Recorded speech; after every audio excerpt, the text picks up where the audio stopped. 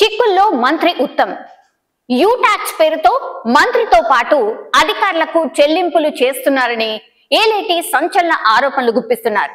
అయితే మంత్రి ఉత్తమ్ కుమార్ రెడ్డి తనపై చేసిన విమర్శలపై బీజేపీ శాసనసభాపక్ష నేత ఏలేటి మహేశ్వర్ రెడ్డి స్పందించారు.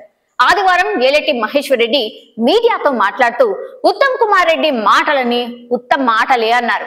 సివిల్ సప్లై శాఖలో అవకతవకలు జరిగాయన్నది, వందల కోట్ల రూపాయల స్కామ్ జరిగిందన్నది నిజమని బీజేపీ ఎమ్మెల్యే ఏలేటి తెలియజేశారు. ఆధారాలతో పాటు తాను ప్రశ్నించిన 19 అంశాలకు సమాధానం చెప్పలేక మంత్రి దాటవేయడంతోనే ఆయన డొల్లతనం బయటపడిందని చెప్పారు. పూర్తి వివరాలు సోమవారం వెల్లడిస్తానని చెప్పారు. ఈ నేపథ్యంలోనే మంత్రి ఉత్తమ్ చిక్కుల్లో పడతారా అనేది చర్చనీయాంశంగా మారింది. దీంతో ఏలేటి వ్యాఖ్యల్లో వాస్తవం ఎంత, అబద్ధం ఎంత అనేది తెలియాల్సి ఉంది.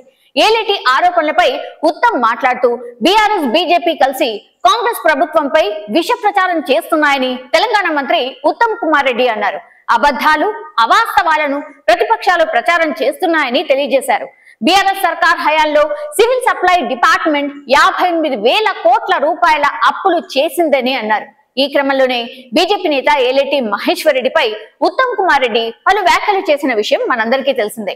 మహేశ్వర్ రెడ్డి ఢిల్లీకి డబ్బులు పంపి బీజేపీ ఫ్లోర్ లీడర్ పదవిని కొనుక్కున్నారని ఉత్తమ్ కుమార్ రెడ్డి ఆరోపించారు. తమపై బాధ్యతారాహితమైన ఆరోపణలు చేస్తే ఊరుకోబోమని ఇటీవలే హెచ్చరించారు.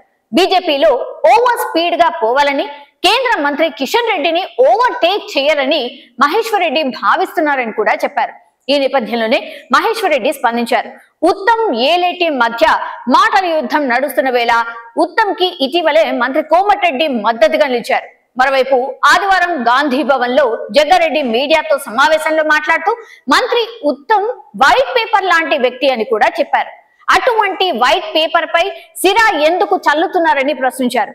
బీజేపీ నేత మహేశ్వర్ రెడ్డి ఉత్తమ్ పై బట్ట కాల్చి మీద వేస్తున్నారని ఆరోపించారు.